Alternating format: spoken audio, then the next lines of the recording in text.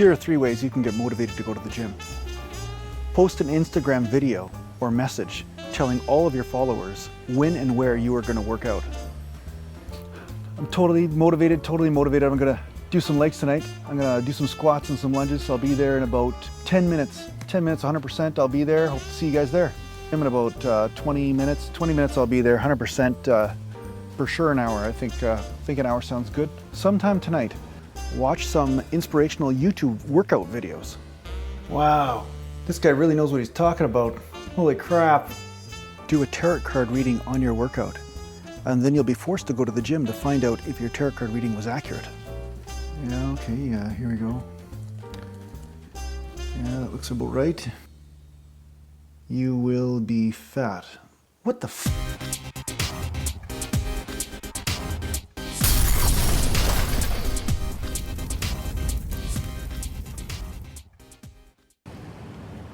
So today I'm going to train some legs.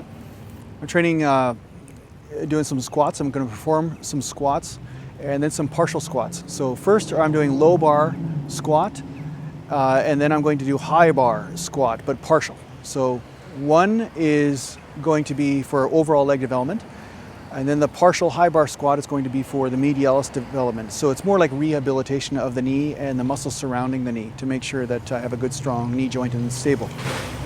So it's important to note that when I'm squatting, I'm not lifting maximum lifts. I'm doing slow, careful movements. Once again, I'm still rehabbing lower back instability that happened from a few injuries years and years ago. So, you know, don't judge me. Don't judge me because I'm not lifting like 5,000 pounds or anything. But I can and I will move up safely. And so the whole purpose of this YouTube channel is to teach you how to listen to your body, not to just power through and to, you know, develop that will and just power through and ignore what's happening in the body. As much as it's fun to power through your own internal laziness, that's definitely necessary. It's not a good idea to power through, you know, pain, in the sense of injury type pain. Okay, so I'm here to teach you to enjoy the gym, not to use it as some sort of penance for eating a bag of Doritos. So. I've eaten a couple bags of chips in the last little while, and I'm still here anyway. But we all know those people that they fail on their diet or they eat something, you know, and then they're like, oh, what's the point? I give up. And they go, Eeyore, like, you know, Winnie the Pooh. They start to get all down on themselves and they don't show up. Well, you know, treat the gym like a dance. It is like a dance, you know. Think of yourself as Lord of the dance. And when you go to the gym, it's nothing more than dancing. So if you're having success or failure, can you really fail at dancing? I mean, dancing is about the joy and just about the movement. So just really enjoy the dance. And sometimes the dance will be fast and furious, and sometimes it will be slow and melodic. So that's really what I'm teaching on this channel. It's going to produce results, and it has produced results for me. And I'm going to prove to you that it will also produce results in you. Consistency is the most important thing. And consistency always happens when you're enjoying what you're doing. It isn't something that can be made in motivation. I mean, so many people have to have their pre-workout, their caffeine. They have to convince themselves, slap themselves in the face 4 or 5 times. And that is a negative reinforcement that will work for only so long. But if you wish to enjoy this game and to continue it, you'll have to create some positive reinforcements, and that's the most important thing. So here I am. You saw me warm up with the bar and warm up with 1 plate aside. And I've performed multiple sets. I really take my time when it comes to squats or deadlifts. I really make sure everything feels right, and I take my time and I do the movements slowly. You know, it's like a real chess game in some way, I guess. But right here, 2 plates, up and down, no problem, just nice and easy.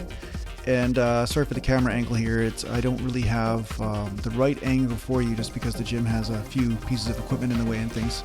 And I do have the camera quite low, so you get a nice view of my butt. But hey, you know, whatever. Let's work with that, right? Work with it. You got to work with your strengths here. Yeah, there it is. Yeah. Okay, here we go. So here, after a few sets of 225, I think I did about 2 or 3. Then I moved up to 3 plates just to make sure everything was nice and warm. And I'm moving down as far as I can, and still feeling the legs, the bum, and the hamstrings. If I go any lower than this, I start to feel my lower back and my hips start to come into the movement, And my goal as a bodybuilder is not to hit the areas that are more in the hips and things.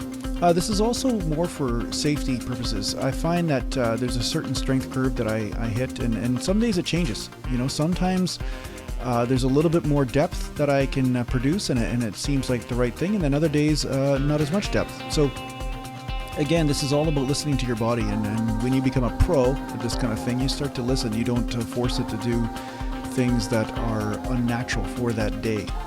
You know, who knows, eh? Maybe your astrology is off. Maybe, you know, some sort of comet is flying by the planet, and it has a specific gravitational pull on your ass, and it's pulling it off to the right. Like, who's to say? Who's to say, right? So I integrate all this stuff into my training. I don't ignore anything. I mean, if the moon can affect a menstrual cycle, perhaps the stars can affect my squat that day. So get off my back if you don't like it. Anyway, so here I go, you know, and just as I get stretched and warmed up, nice and deep, and just notice that the crack of my bum does not have sweat in it yet, because that seems to be a common theme in my workouts these days, is the crack sweat. So for all you people out there that have crack sweat, I empathize with you, and I guess we'll have to start a Facebook group or whatever, maybe some sort of support group about that. But anyway, yeah, a few sets, 315. I did about three sets, so this is my third set, I believe. I've been rambling, so I'm not really paying attention to the video, but here I go. And nice and easy movements. And I will, you know, let you know, oh, there it is, the crack sweat, good. You know, in my bodybuilding career, my legs were my strongest attribute. I even had judges come up to me and say, Jason, do not train your legs anymore, just train upper body, and for God forbid you get bigger legs, you're going to be totally unbalanced. And what most of these judges didn't know is that most of my squat workouts didn't even have the range of motion that I'm showing you here. They were actually much shorter range of motion. That's where I got my leg development from. So anyway, here I am. I'm in the high bar squat now. Okay, so I'm on purpose doing really short ranges of motion here to rehab my knee. Okay, my left knee seems to give me a little bit of trouble sometimes when I go deep. So what I'm doing is I'm doing short repetitions with a high bar squat.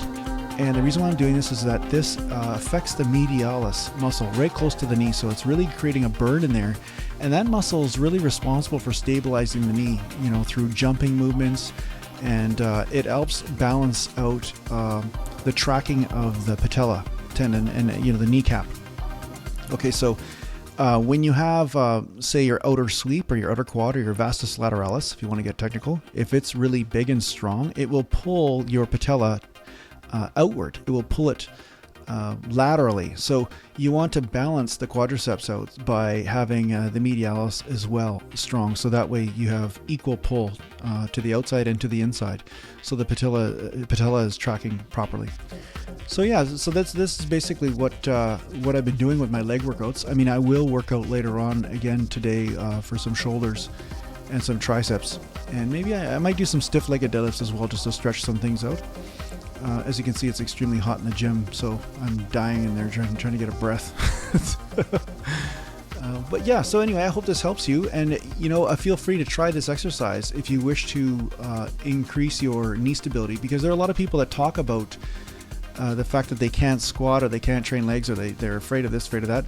You know, try partial ranges of motion. I mean, people underestimate how effective partial ranges of motion can be for rehabilitation purposes and for just getting a muscular pump and some good exercise. I mean, you know, weight training and bodybuilding isn't an all or nothing thing. I mean, you know, with this whole CrossFit powerlifting revolution that's going on right now, I mean, we've got too many people that are married to the fact that an exercise has to be performed a certain way. And in those sports that might be true, but in order to get an effective benefit, that's definitely not true. Like I said, I used partial ranges with my squat movement most of my bodybuilding career, and I had a very safe career when I was doing that, and it was very effective for building leg strength and leg size, and getting my heart rate up there to burn fat and all the rest of it. Well, I hope this helps you, and stay tuned and subscribe, and I hope to see you again. I hear a crow on top of the building.